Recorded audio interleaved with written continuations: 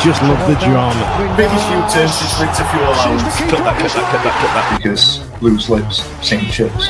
And what the fans want is to stop teams being owned by madmen. Listen, you're really making a mess here. You're not doing what you're supposed to be doing. We're getting really cross with you. The sticky patch came when the rest of the team's sticky patch came, which was sort of January onwards. Grumble, boobs joke, hot ones. No, let me tell you, I don't have to look at this objectively at all. The Wednesday week! Put on your podcast! Hello, good evening, and welcome to another episode of the Wednesday week. Welcome to OGs and Dirty Knee. The reason I've called that the episode this evening is that Dirty Knee, Ash, is the bingo call for 33, which is how many games we've played that Sheffield Wednesday have not won, ergo the gag. So if you're a big bingo frequenter, you'd have got that reference. I have not been for a while, Dan, but I do get the reference. What's Two Little Ducks, 22? Yeah. And what's the one for just one, for one win all season? Kelly's Eye, that is, mate. So Dirty Knee and Kelly's Eye is where we're at. Joining me this evening, I've got Ash, who you've just heard. I've got John as well. John, welcome to the show, pal. You all right? Yeah, not too bad. Thank you, mate. Yeah, not too bad at all.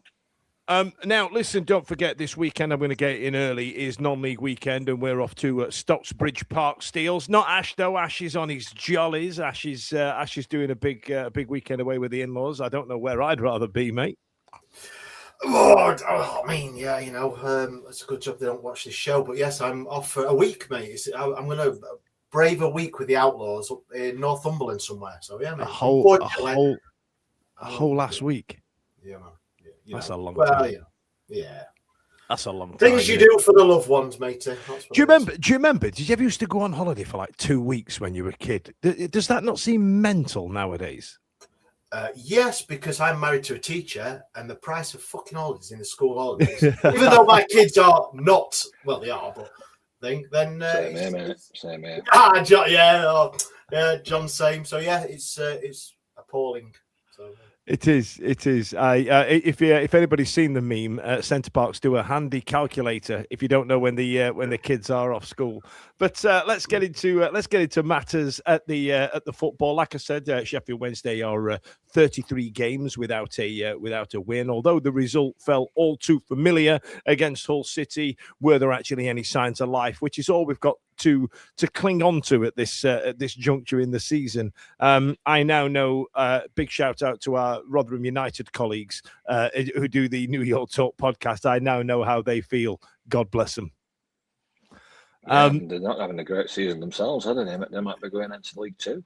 Yeah. So that's going to be fun for everybody. Who knows? Non-league day might be Rotherham United away, lads. You know what I mean? It might be happening going forward.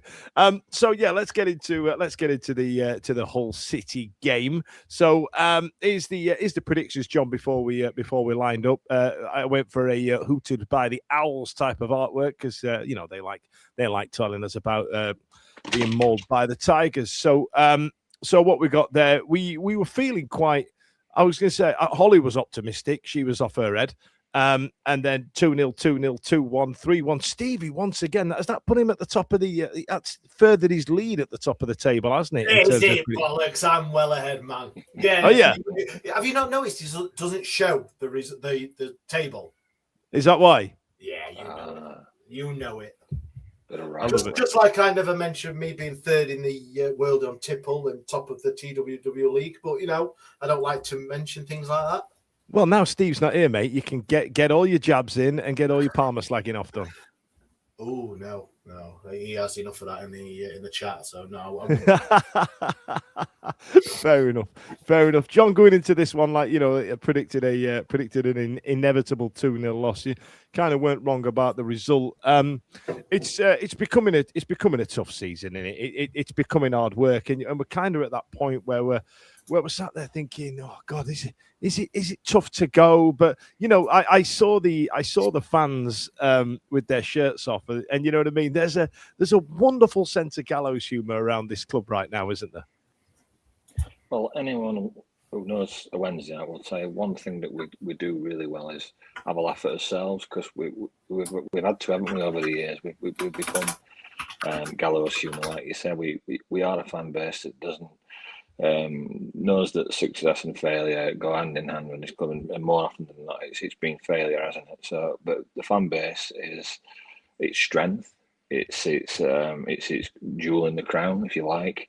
I think it's been recognised by the potential new owners that want to come in. So we'll have a laugh at ourselves. We even, I mean, can you remember years ago, Dan, when we, I can't remember the season it were, but we actually faked scoring goals, like we'd cheer in the crowds if we'd score a goal. Stuff like that. I think we're quite original as a fan base. You know, we've had other fans nick songs off us, namely Derby County, but I mean, we are quite original when it comes to things like that, having a jab at ourselves. And like the whole massive thing, it winds the blades up, but everybody knows it's just a tongue-in-cheek comment that we do. That's what we are. We're a cheeky fan base that knows that, you know, failure's only around the corner, but we'll go down laughing and singing, you know what I mean? Because that's the fan base that we are. Yeah, that's the only thing we've got, isn't it? That's the only thing we've. Sorry, Dan, but that's the only thing we've got, though, hasn't it, at the minute? I mean, John's right. The fan base. We've said it for a fair few months now that the fans will get into it for after the whole game, but that's all we've got. We've got the gallows humour. Got some very original songs. Got some good, and I hate the word because our banter. Do you know what I mean? Between each other and for on social media after the games and a couple of days after a game, you've got other fans of other clubs engaging with Sheffield Wednesday fans, and I think all right, there is a lot of negativity, but I think there is good-hearted between fans of clubs, and I quite like it. One thing that's going to come out of this season is probably the cementing of Sheffield Wednesday fans as good, supportive fans. Do you know what I mean? In times of absolute chaos and fuck-wittery and everything that goes with it, I do believe that Sheffield Wednesday fans, and every club's going to say their fans are the best, but I do think Sheffield Wednesday fans are a little bit special. In a good way, you know. They're definitely up there. There's an element of like we tear up at each other. I mean, Christ, the interactions I've had on Twitter the last couple of weeks have been awful, but there's something about that 90-minute moment where you're like, all right, we're here for the same thing. Let's knock it bandy. You know what I mean? And I kind of like it. I noticed that these YouTube videos that we keep putting up as well, people are very very divisive over the term Wendy. I say it in a way to try and get it back, to try and claim it back and go, you lot of Wendy. Yeah, we are up the Wendy's. You know what I mean? But for some reason, people get really tetchy about it. And me being me, I'm kind of like, well, I'm going to do it more. So up the Wendy. So let's get into it. Ash, listen, Sheffield Wednesday, I thought started very well. We in true Wednesday fashion this season, we started okay. We started all right, and we drew first blood, to coin a Rambo phrase. How many references of films are you going to try and get in this show? I'm going to get them all in. Getting all of Rambo, yeah. Yes.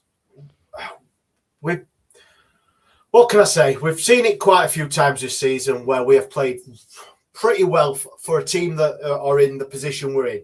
We have started some awful games and conceded really quick, but when we have started well, we've capitalised. And I think Hull going into you put the predictions up, and I went for a loss, or obviously like a lot of us, apart from Doggo and H that went for wins. I just can't see it myself towards the end of the season. So it's as positive as you want to be. But yeah, Sheffield Wednesday turned up, didn't they, for the first bit? And I mean, he's unlikely scorer, would you say? He's not had the best of times, has he, this season? But he apparently is the joint lead scorer. So, as we when Jamal Lowe was it Bournemouth? He was at once upon a time. I think he might have been at Bournemouth. It was pretty decent, wasn't it? And when they were in the Championship, it was one of the best players in the Championship when he was with them. I mean, obviously they were a better side than us, but I think sometimes when they come to us and put that blue and white shirt on, something happens to them, doesn't it? And they don't end up being as good as what they were for the previous club. There's exceptions in that, but yeah, Jamal. I expected more from Jamal. I think I've been underwhelmed by him as a signing, if I'm honest. Especially when we had that opening game against Plymouth, and I thought, aye, this kid's all right. When we had Ingleson and Jamal, I was like, aye, here we go. These are some signings. These are, and it's just not really landed for him. However, not he's like you say, he's our top scorer. I saw an interaction today where Joe Cran has uploaded a picture of Jamal on Jamaican duty, and someone's replied with, "You can stay there." And Joe's had a bite back like he does now. He's still with the looking glass, Joe. I like this off the chain, Joe Cran. And he's gone. He's literally our top scorer, pal. And he went, "No, it's rubbish. Leave him there." And he went, "Well, I think that's us." Like I kind of like it, but this goal that he scored, I thought there was a nice bit of mustard in there. It weren't a smash and grab, which I initially thought it was. There was a little bit of jiggery pokery in there, John. Little bit of dragging, a little bit of powering through. I kind of liked it. That was a good goal when you watch it back. Yeah, there were definitely a little bit of fancy footwork going on there, weren't there? I know initially it was a bit of a scramble, weren't it? But if you watch it back, like you say, he does do a little bit of fancy footwork there. Managed to wriggle his way through, and then had the guile to get a nice little toe poke, and then, fortunately went in. I think we're all really shocked, aren't we, when we scored a goal now, the way it's been. I don't know, mate. I've got quite used to it now. Yates there bashing them in, and you know what I mean. Yeah. I'm like, look at us scoring. Yeah. Goals. But usually, to get the first goal as well, which has been so important, whether we've been, even in the days of Danny Rule, I always thought Wednesday were always better. If we got the first goal, we always seem to be in a good chance of getting something out of the game. So I'm a little bit shocked we took the lead, to be honest, but not through the performance. The performance was great. It's just that the scoring issues have been, they've either not been able to score for weeks on end, or then like you say, Yates pops up with some goals and gets us into games and stuff. But I thought, I'm a bit shocked to see the lead, take the lead. But looking back on the replay, like you say, he did do I liked his footwork on that, and it was just nice to score in front of the away fans as well. Deserved everything, really. They'd been a credit, hadn't they? So just to score in front of them first half, I thought were amazing. I think he battled well for the ball in the middle. Like it's bobbling around. It's not easy, and I think we have been, and I'm not naming players, but we have been guilty of not really dialing it in and not really giving that. But I think he did actually want the ball and battled for it in the area. I know it's like 12 yards out, and then he's toe poked in. But I mean, it doesn't really matter for Sheffield Wednesday, and this is how I feel, how the goal's going. We could have had a 30-yarder from Ingleson. We could have had a bloody header from, I nearly said Dan Iorfa, but that's a bit wrong in it at the minute. But it doesn't matter. And I just think that Jamal Lowe has come under a little bit of criticism, but I think his performances over the last couple of games, weeks, however you want to put it, have been improved, and I think he deserved the goal. And hopefully that goal is just going to set him off for just application, just playing a little bit more in him and a bit more confidence, because it was a bit of a toe poke past the keeper, but it came from a good bit of battling and a bit of good play from himself. I mean, no one else really helped him out, so 3 or 4 players around him. I liked it. I liked to see that. It was good. I was impressed. Yeah, the last player he dribbled past was one of our own, which I kind of like. You know what I mean? But Ash, in true Sheffield Wednesday fashion, we stayed in front for, I think it was less than a minute. I don't know how long. 94 seconds. Is that what it was? 94 seconds, yeah. So 94 seconds later, the Otabeo and Iorfa parted like the Red Sea, and the striker scored one of the easiest goals of his career.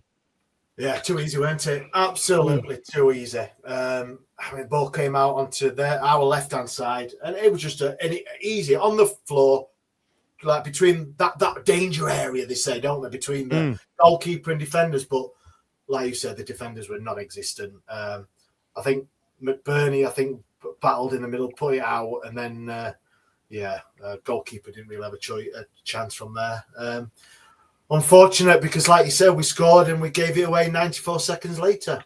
So it's just one of those, isn't it? Like we've said, it's played so well in the first 20 minutes to get that nose in front and then not even put up any sort of a fight to relinquish that one. And then from then, it's always in my mind, it's like, we scored, bonus, we've conceded.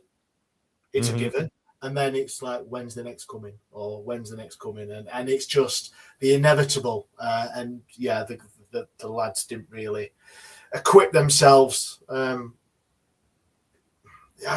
they always say something like the best time to score is in the first couple of minutes after conceding, something daft like that? And it just showed, didn't it? Well, there are two times in which you're statistically vulnerable. And one of them is straight after you score, and then one of the worst times to concede, John, is right before half time. And and that's what we done. Yeah. So Ollie McBurney went up for a corner, celebrated like he'd won the World Cup, but then it was later attributed to Dominic Iorfa. How McBurney claimed that in the first place is pretty much embarrassing from Catweasel there. But he likes a game against us. I'd be really frustrated if I was a Hull City fan of how much he raises his game against us, and he turns it into a battle. I bet he's one of them players where you're like, God, he's a dick. But if he was yours, you'd be like, yeah, I like him. He's all right. You know what I mean? But I am very firmly in McBurney's a dick camp, and he's in your head zombie chant doesn't work with McBurney. It doesn't work. Stop it. And once again, Hull City and their shit chanting is riling me up. It's got me rattled, John. Yeah, he liked to play the pantomime villain. I'm sure that every player that joins Sheffield United as part of the initiation test must have to just watch endless videos of Wednesday to get them to hate and get the blood coursing through the veins, so that they carry it with them even when they leave the club. And he's just another example of that, isn't he? So he's giving it back to the fans, and we're giving it him as well. But yeah, the goal itself, what can we say? We've been saying it for what seems like forever now. Just dreadful on set pieces, aren't we? We had a set piece coach. It must have been, got the easiest job in the world, because I just don't know how bad we have to get before someone gets fired. It's just every time anyone gets a corner or a free kick, I think they're going to score against us because we've been that bad. And it was a good cross, like no doubt about it. It was a good cross. Yeah, but John, come on, man. The irony is that Iorfa's our tallest player by a long stretch, and he had to crouch to tot it into his own net. I was going to say that. Yeah, 50p head once again, strikes again.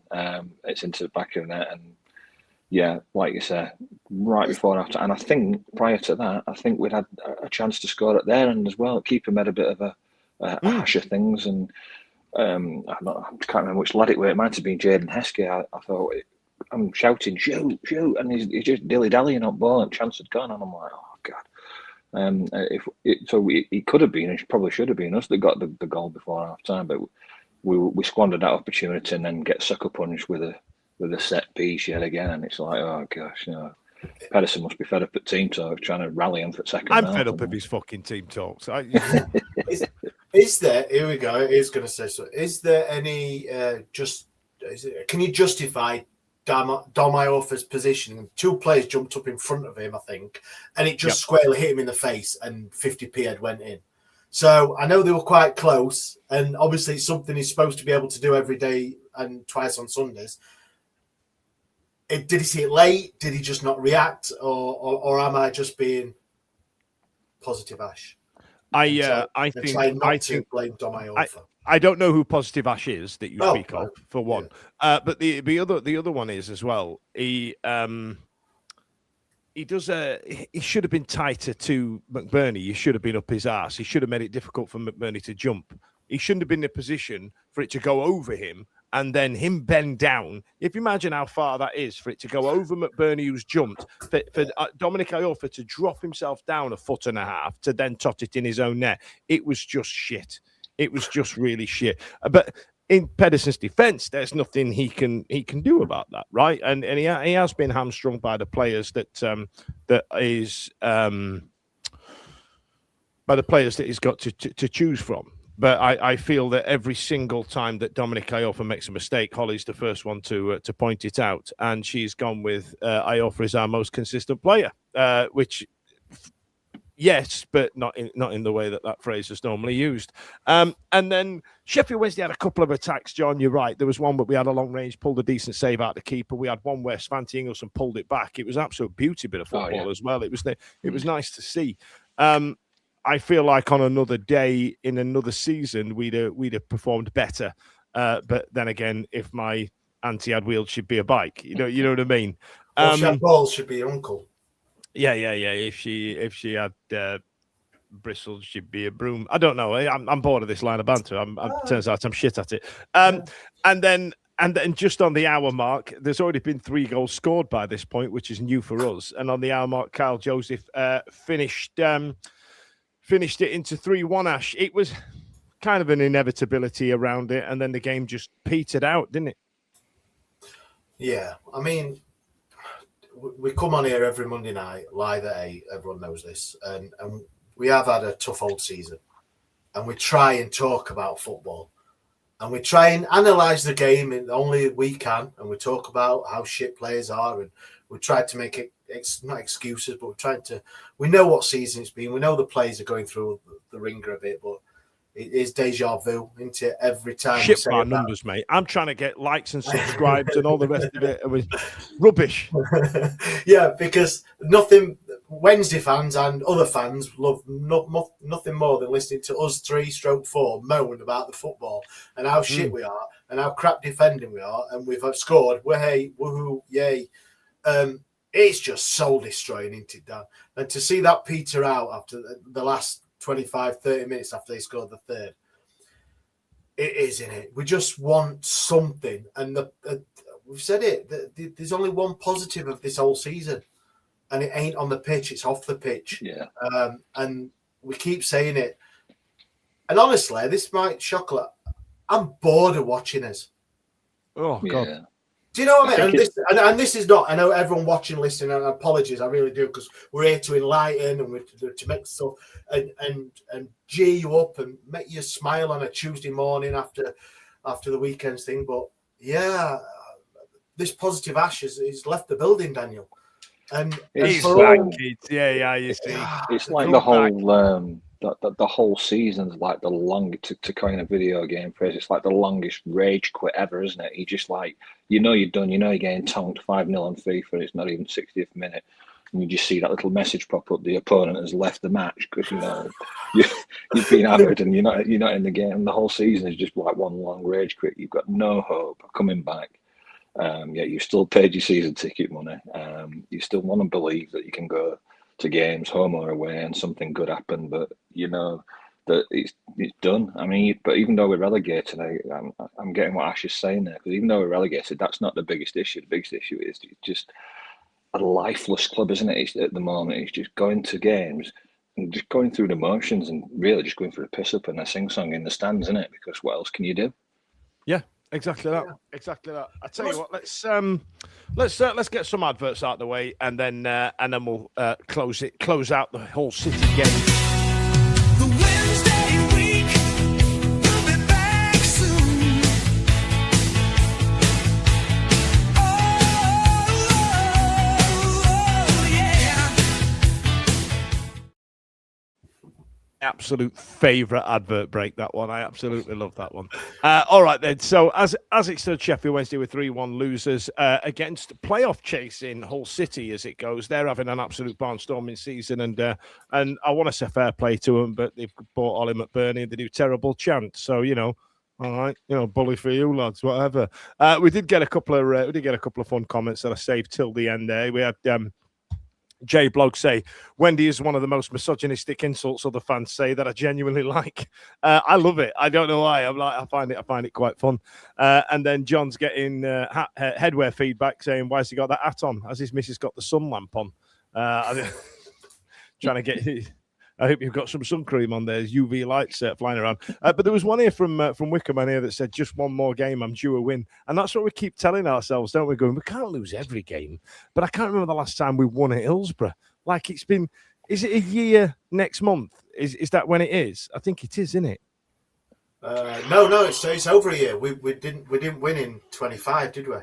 Sweet child of mine. Sure. And then Rob Shirley has gone with, I agree, Ash, it's a slog, but love that the fans are making their own amusement. And I've got to make reference to this as well. These lads here at the away end with their shirts off, absolute crackheads. What is wrong with your mind? Look at you know what I mean? There's some good TikTok videos on that as well.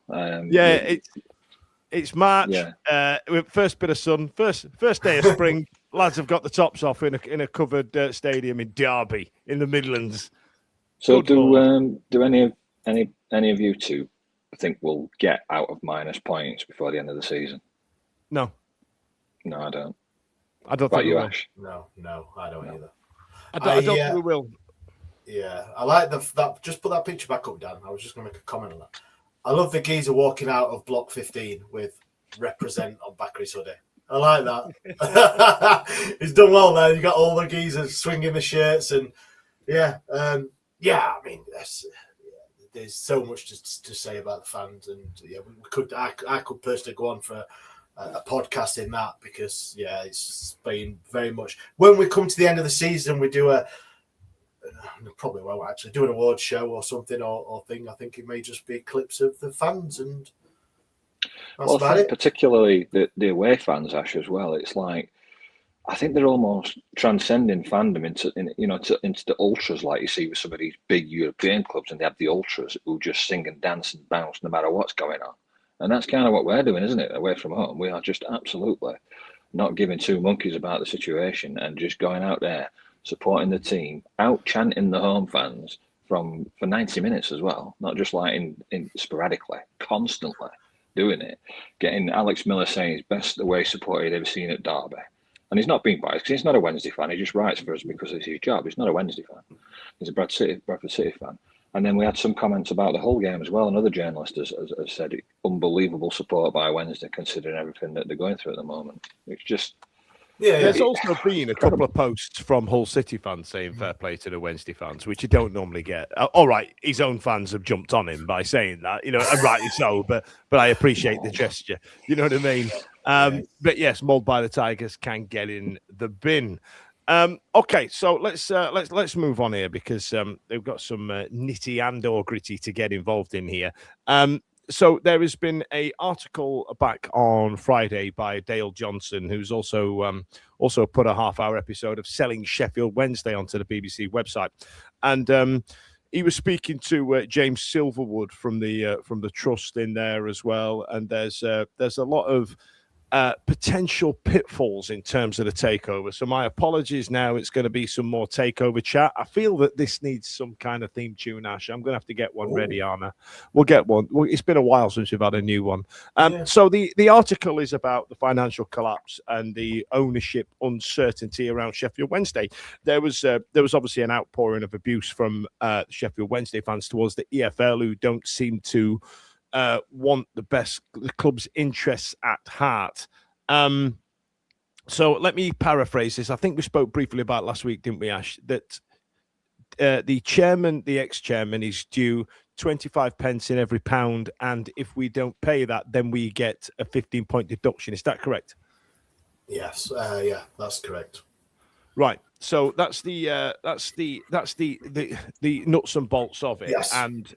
And the EFL currently are steadfast in their well, this is the rules and this is what it is. But there's always seems to be a grey area of the EFL, and everything that they tend to have tends to be that negatively impacts the club when it comes in, doesn't it? So as it stands right now, we went into administration, and the takeover is now being attempted by a Rise Capital led by David Storch, who spoke to Rob Statton last week, and he was trying to get to the bottom of the club and stuff like that. And apparently, it is his Twitter account, according to local journalists, and it is actually also Chris Wigfield's account as well, which absolutely has blown my mind. I don't know what's going on there. All of a sudden, these lads want to be Twitter celebrities.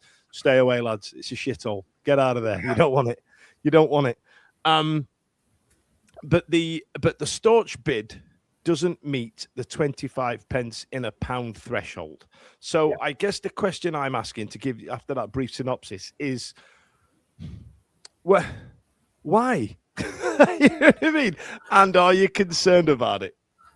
No, not really. But I think originally, when all the bidders were putting their bids together and stuff, I think their consortium did go out and say, look, if we don't get this minus 15 overturned, then it's a deal breaker for them. But then obviously they've come back in and they're going through the process now.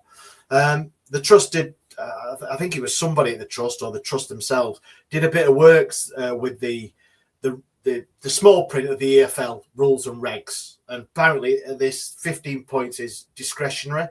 It's not a steadfast, you will get minus 15. It can be done by the EFL, I don't know, whatever. Okay. On each appeals panel or whatever. Yeah, so let me just pull up that bit that you've just said there then, Ash. This discretion in 15 points. This is where the EFL are pissing me off now. Because they, like I've said on this show a couple of times, they seem to be some bloke that if you badger enough, they'll just cave. Do you know what I mean? What's the rule? What's the fucking rule? Just do the rule and exercise the rule. And but the outcome of every rule seems to be fuck that club. Well, the problem is when you're having a grey area, the club, the administrators or the preferred bidder, have looked like they've employed Nick DeMarco, who's very well known to Sheffield Wednesday fans. I was going to say a celebrity lawyer, but in the footballing circle, he is probably one of the best and knows his onions. So they've employed him because there is this grey area of this point. So he's not going to take something on and take the EFL on without probably sound assurance that there is something there to fight. And he wins quite a lot. So I'm quite hopeful that if that's the angle they're going at, then fair play. It doesn't matter. The problem is it doesn't matter how much, and I think someone put it on, but it doesn't matter how much Sheffield Wednesday gets sold for. The previous owner is top of the list for money owed. So even though the 25p in the pound, I think he still gets so many pence in the pound of if it sells for 10 million, he'll still get some money. So he'll still be due 2 million quid or however much it goes for. Whereas the local businesses round Hillsborough, round Sheffield, they've helped the club out for God knows how long, are going to be scrapping around for pence. So what they've not affected the club at all in the way they've acted. They've provided services and pies and merch and whatever that they're owed for. But the previous owner has basically killed the club and he's still going to walk away with a couple of quid.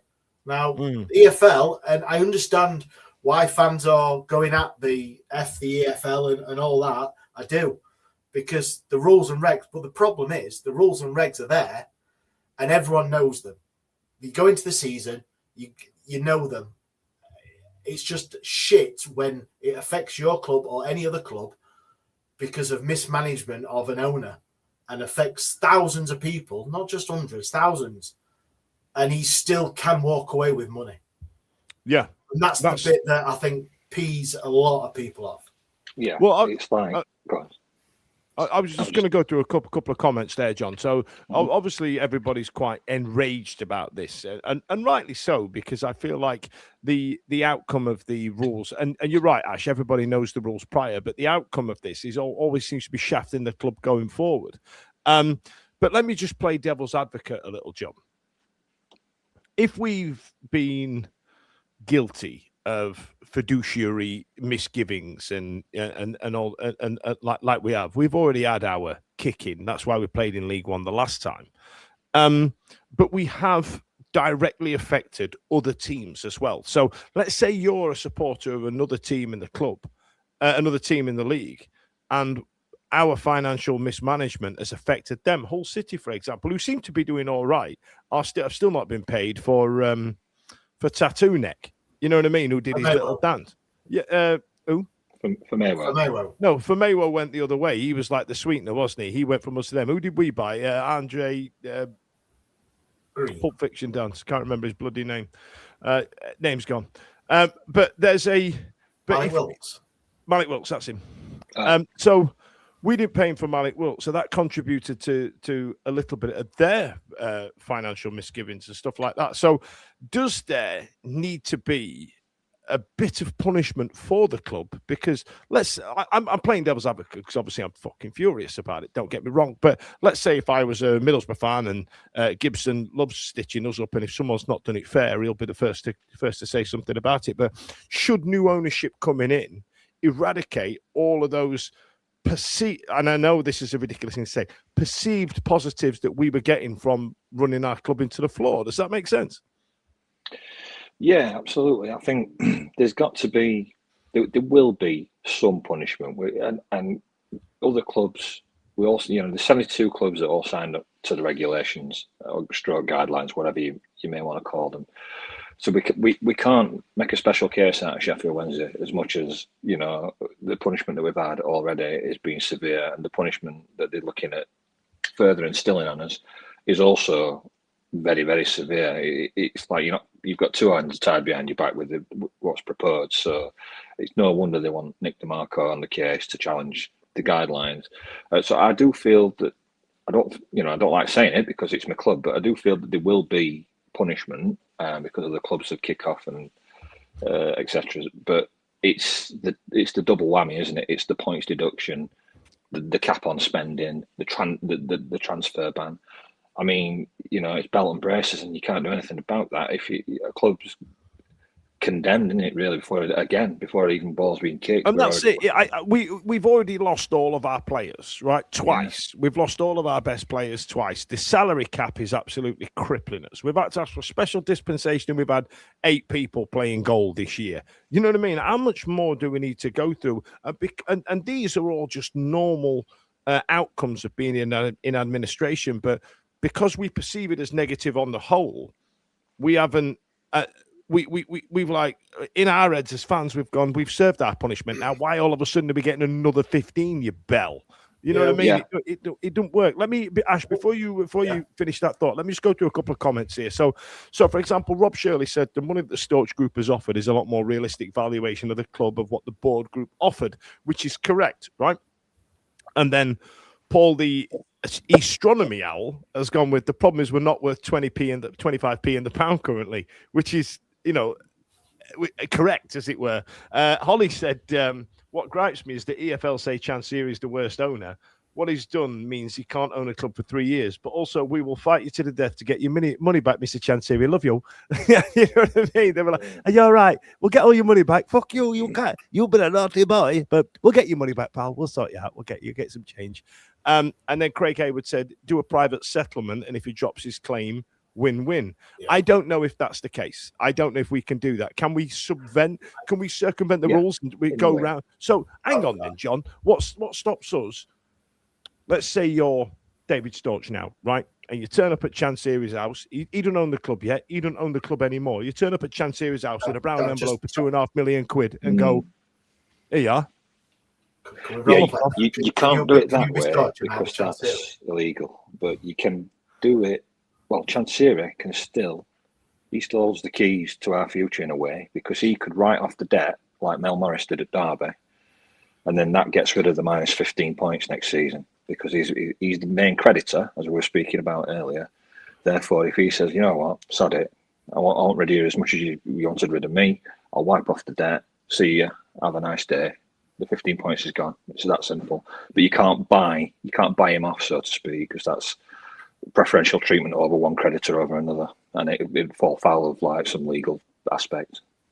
Yeah, there's still 15 million outstanding to other people rather than him. Sorry, shit, nearly. So it's 30 million was the thing, 15 to him and 15 to other creditors. So you still have to find some money to pay the people. So it's not, even if you pay him off, if you bung him, I don't know, a couple of million or whatever it'll be, there's still money to be owed to other people. Yeah, right, okay. Yeah. A private settlement seems odd to me, like it shouldn't be allowed. But anyway, the only thing Tuna Boy should get is lawsuits for the staff who he helped financial pressure on. He's right. And those who had to get emergency loans to cover bills. Those are the people that struggle. Those are the people we should be having under the table brown envelopes with. Jay Bloggs has said we have to look beyond our current predicament. This is about future clubs going into this. It isn't right that the Bangkok Bandit gets a couple of million when the Laundry misses out on £1,000. Correct. Yep, I agree again. Blair's been on and said if you want your money back, you have to sell. Sorry, he put a point earlier up and he said it contradicts the whole point of the fair play rule, now PSR, which EFL brought in to protect clubs. It just means an owner can financially fuck a club and then get some money back. But if you want money back, you have to sell. Surely not put it into administration. He turned down 40 million last summer, which again is right. And then we had a great comment from Holly, didn't we?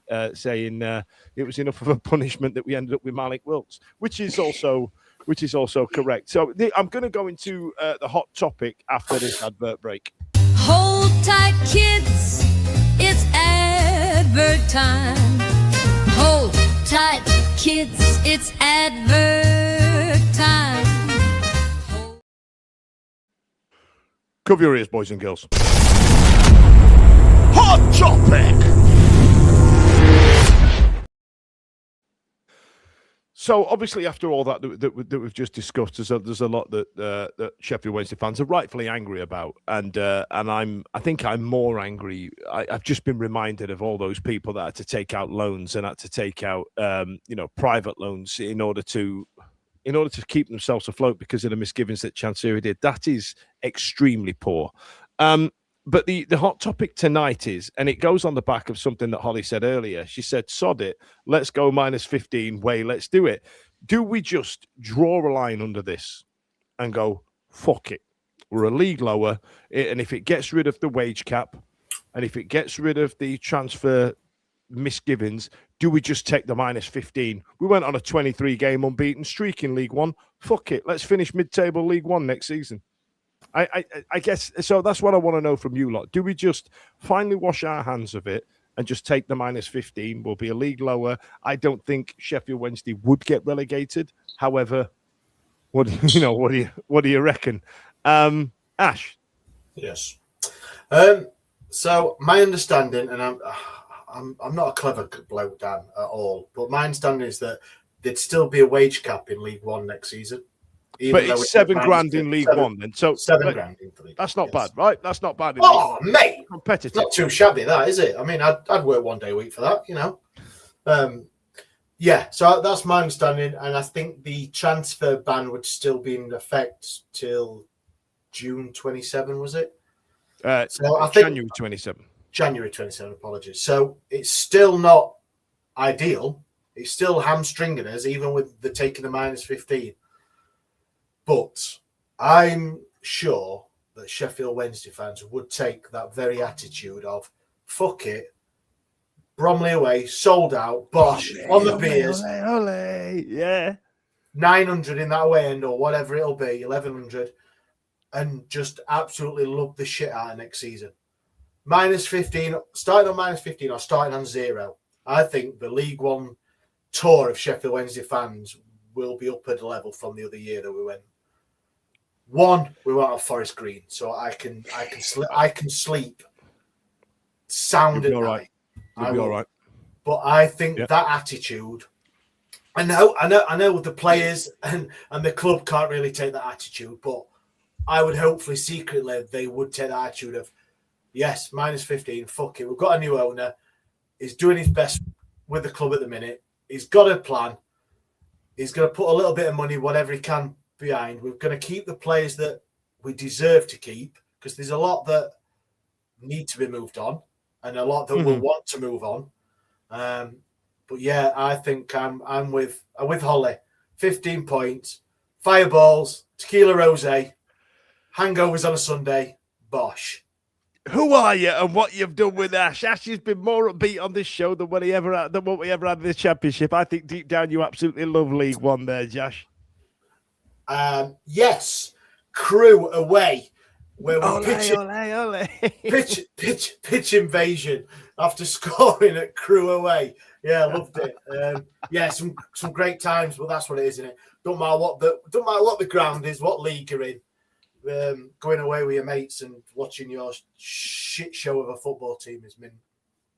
Just get me through a few of these comments just to start, because everybody's very angry about it. Before you go, John, Martin has said common sense will prevail, which is a Always Sunny reference, which I really enjoy.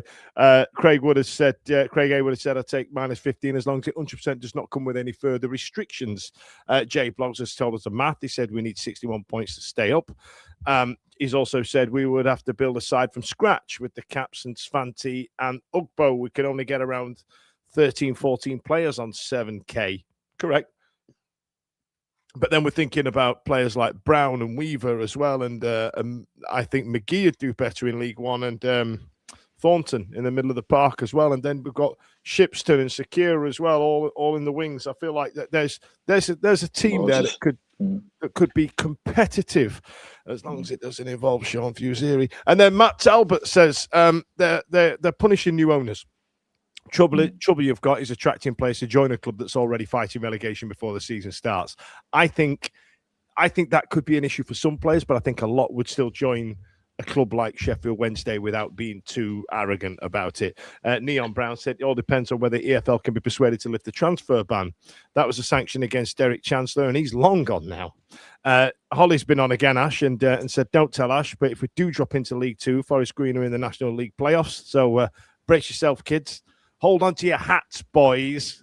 I will, and if we play a Tuesday night there, I will be on the beers all day, attempting that hill to get a vegan pasty. Things to do in Bromley when you're dead. Yeah. And Rob Shirley says the -15 in isolation is overturnable, but as it stands, we have a wage cap and a fee restriction in place, so wouldn't buy our way to safety. The current squad is a million miles off. I think it's a bottom end League One squad right now. You're right. I'm looking at, and I think Holly brought it up in the group chat, didn't she? I think we're looking at David McGoldrick going, fucking hell, would love him right now, especially in League One. Look at David McGoldrick. That's where we are right now. That's where we are. But what about you, John? I mean, let me just get one more comment up, which I really enjoyed, and it's Rob Shirley saying, "Has Ash been at them Easter eggs?" So great. What about you? He's saying I'm looking fat. Is that what he's saying? I think you're high on chocolate, Ashley. How much have you lost this season? Your background looks bare. I think that's what he's saying. Yeah. I've lost more than Chef Wednesday. Put it that way. And that's the title of next week's show. £60. Like, is it £60? 60 4.5 stone. LBs. Yeah, wow. 4.5 stone. Fair play, Ash. And Holly is very excited about your Fireball day out. So up the Forest Green away day. Go on, John. Let's wrap this topic up.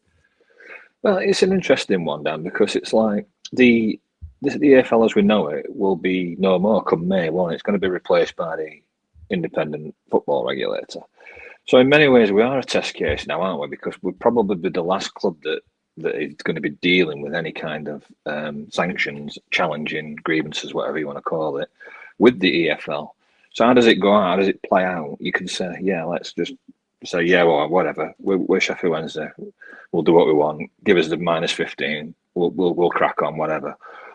But for me, I think we fight it.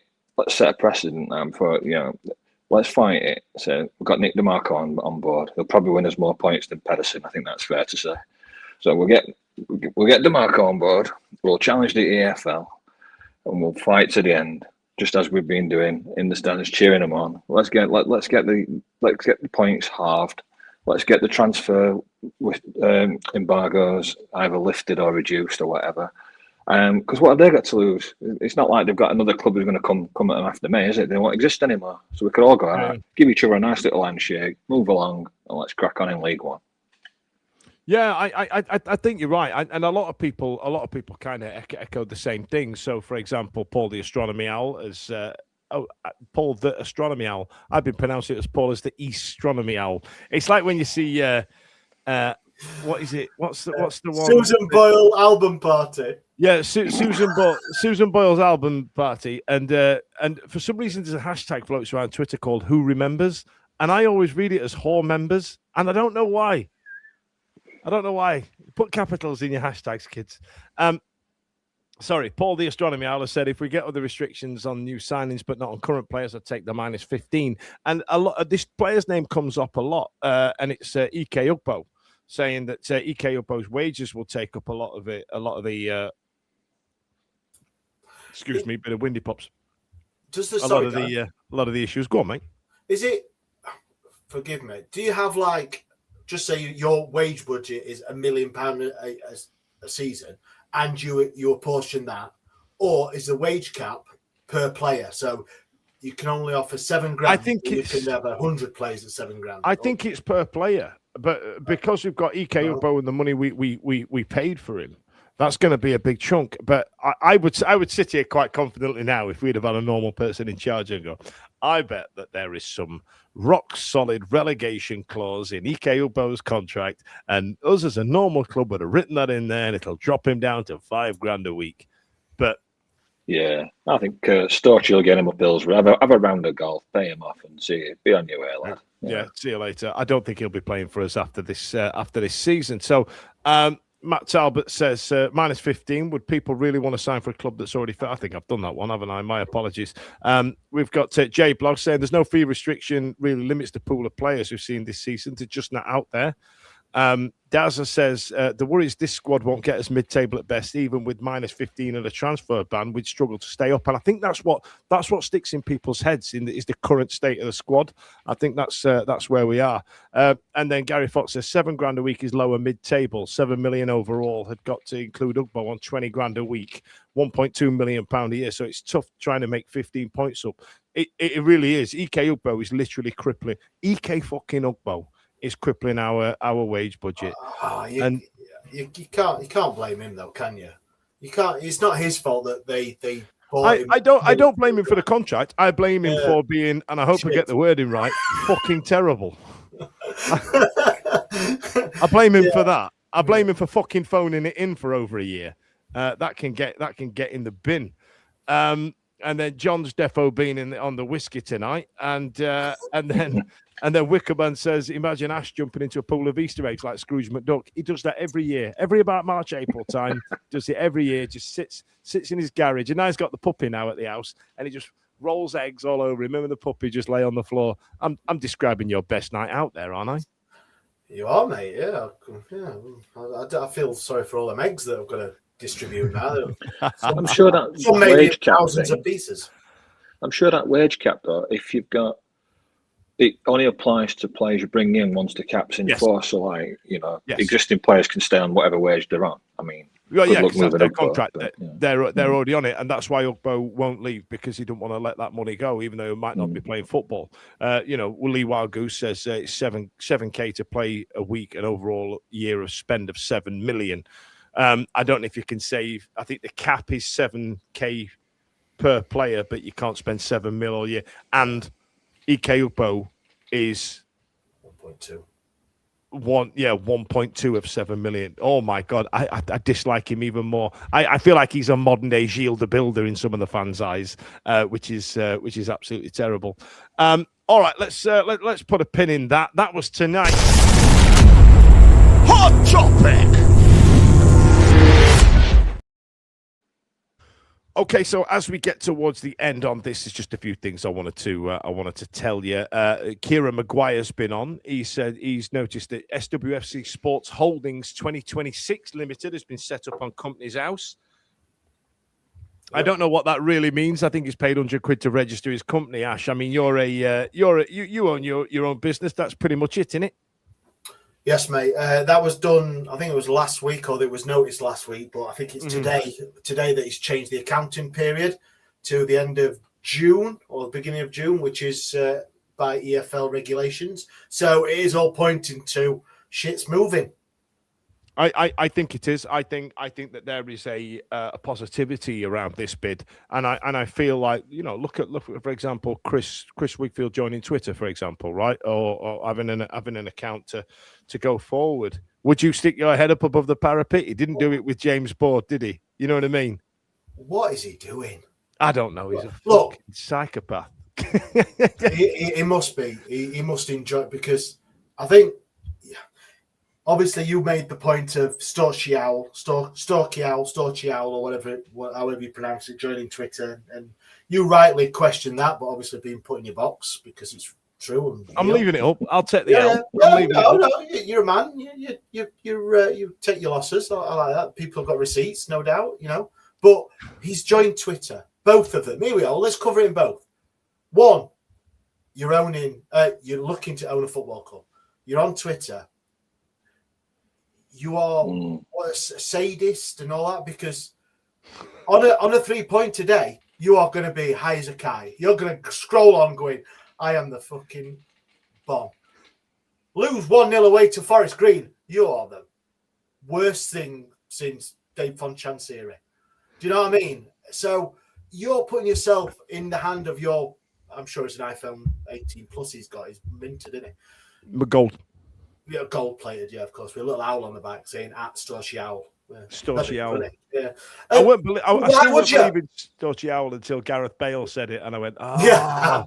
Gareth Bale calls him Storchy. That's where he's got it from. Do you know what, though? I think they've got a different... I don't mean to generalise, but I think Americans have got a different psyche when it comes to that. You look at a lot of the other owners, like I'm a New York Mets fan, and their owner, Steve Cohen, mega rich. He's on Twitter. He don't care. I mean, it's a little bit different with franchises because you can't get relegated, can you? But they do have some teams out there that never win anything. Like the Florida Marlins are really poor now in baseball.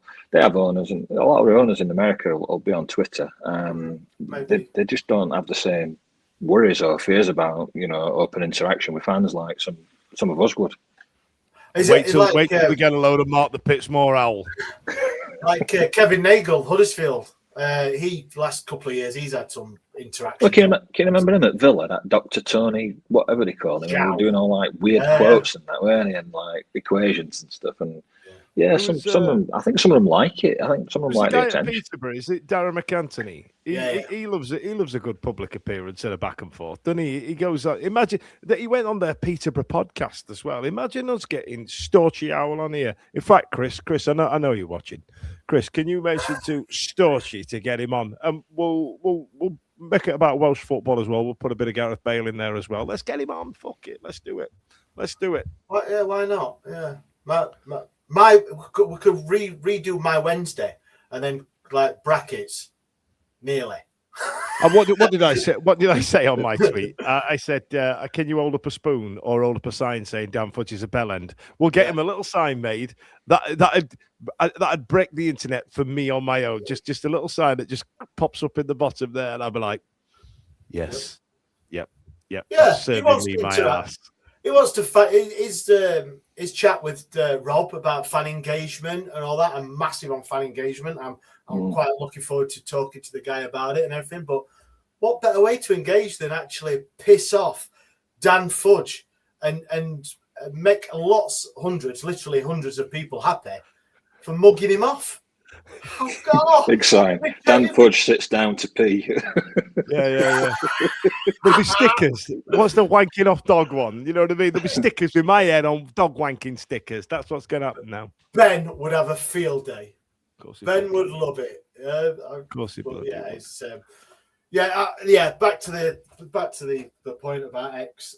I take it both what you've said about. I'm not into American sports as much as you, Peg, because I've a grown ass bloke and I've got shit to do. But yes, if that's if that's what American owners are like, and us as English football aren't used to it, then this might be the thing of we need to get on board, and they are going to be on social media, being forward facing into the fans. And I know, but imagine first time he reads a tweet, get it forward. He'll have to Google Translate it. Come on, it could be good. We could be top of the league after starting on 15, and him walking around with a Conor McGregor gif going. You know that walk. I know he's a wronger, but everyone knows the gif. Yeah, exactly. What is it? The $1 billion walk or something it's called. Come on, man. You've managed our socials for about 5-6 years now. Come on, man. I can't scroll our Twitter notifications. I can't do it. You're a lot more thick-skinned than I am. Oh, mate, I don't. Yeah, we are very, as a podcast, very. Do you know what though? And Yeah. I just got a funny feeling if he does get us, there's more to.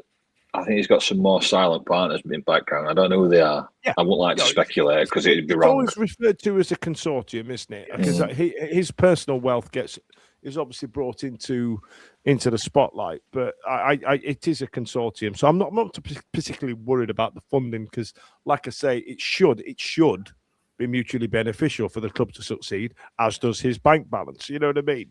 And I just hope he knows more what he's doing than Chansiri did, because again, it should. But then again, that was a difference between Chansiri and somebody who's a businessman, right? Chansiri, however the Sheffield Wednesday project went, was always going to be okay. He was born into wealth. He's still mega wealthy. He's all right, Jack. So there is an element of, if this is a business project, let's make a successful business. Fuck it. The fans are there.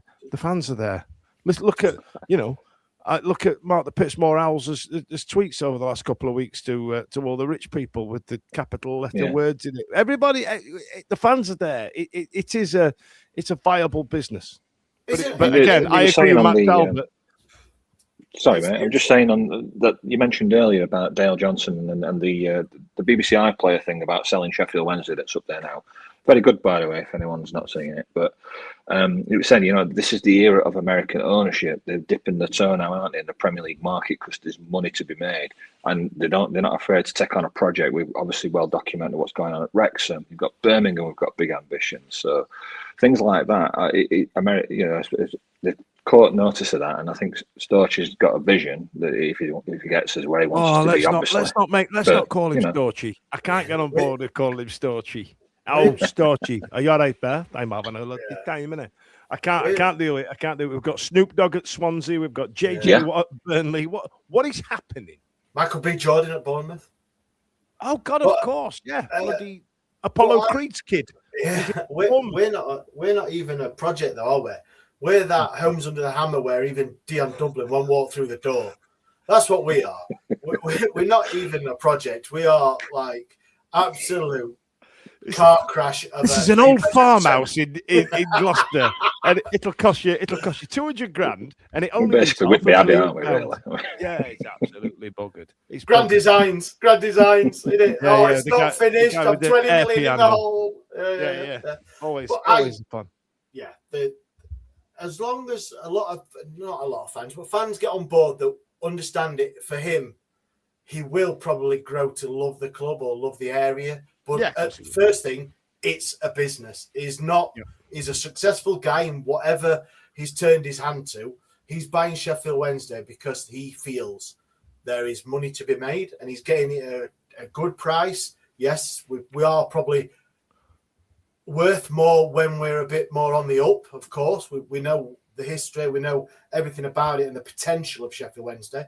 So we've got to be on board with the business. He's going to be making some awful decisions that may seem awful to the fans, but I'm sure business-wise there's reasons. We'll let him know about it on Twitter. Yeah, well, exactly. There's a hotline straight to him in there, and I'm sure his DMs will be widely open for all suggestions. So, please don't do that. Yeah, so I'm excited if it is him. It looks like it's going to be him and his. I've just got to take umbrage with something here. Ollie North Owl's been on. Christ, he's not even in, and you guys are complaining about him. What exactly do you want, Ollie? I'll be honest with you. What the fuck are you talking about? Not complaining. What were we complaining about? Were we complaining? I think we're complaining that he's on X. Was it? I'm complaining. Why is he on? He's on Twitter. That is fucking weird, right? Yeah. But I get he's American. That's odd to me. That's weird.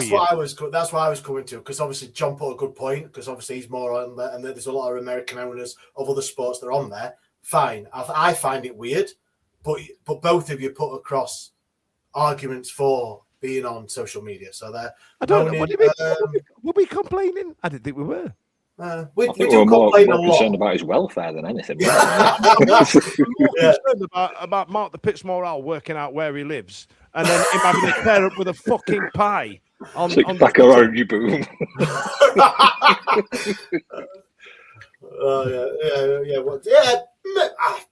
We do like to complain on this podcast, but I don't think we were overly thing then. So if anyone wants in the comments, if you're listening back to this, please let us know what we like a bit of fan interaction, and to our listeners. I'm all right with it.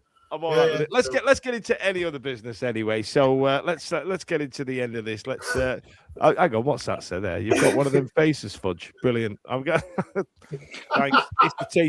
It's the teeth. Right then. So this weekend is National Non-League Day. So as you might have seen on our socials, I've been doing some camera pieces on the TikTok like an absolute legend that nobody in their mid-40s should be doing at all. So we're celebrating National Non-League Day. We're going to go to Stocksbridge Park Steels and go and watch them play Ashton United, a team that Everton legend Dixie Dean used to play for. And we all know that Stocksbridge, the home of Jamie Vardy, once we gave him his marching orders for saying he wasn't big enough. So let's go and show our respects to the local community. Get ourselves down there, and Ash is going to get the pints in. So that's nice, isn't it? He never does that. So I will see you at Stocksbridge on Saturday. Kickoff is at 3 p.m. Let's get down there. Ash, what else have we got, brother? What else do we want to talk about? Let's finish on some whimsy. I got a couple of things. If anyone's seen social media over the last week, there's been quite a well-known ex-Sheffield Wednesday manager that has been getting rid of a couple of bits and pieces of his training gear. If you've not seen that, there was Darren Moore, obviously relieved of his duties at Port Vale. So what else is he going to do than just clear out the cupboards and make a couple of quid? So it was seen that I think it was Vinted.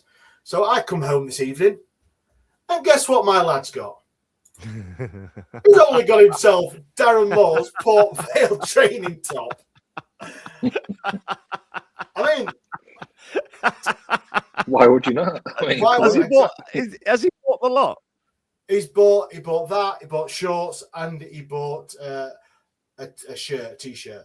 I mean, Darren Moore has been inside. Whoa. I'm glad you stopped Darren Moore has been inside that costume. I think Holly and Charlie will give you £1,000 for the lot. Well, I was going to say, you've seen Darren Moore. He's not the smallest of guys. Yeah, I was going to say. Is it baggy fit? Has he got a 90s fit now, your kid, to look trendy? No, it's fitting him well. Oh, my camera's not had enough there. But yeah, so come on to that. So he spent, I think, 20 quid. 20 quid on a bargain lot.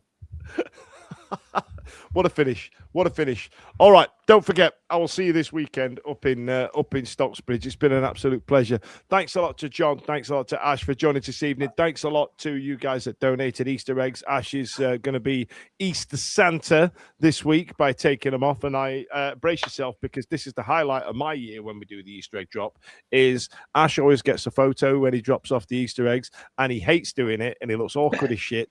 And it's my absolute fave because he's doing something dead nice. So we have to put it online, and you hate it.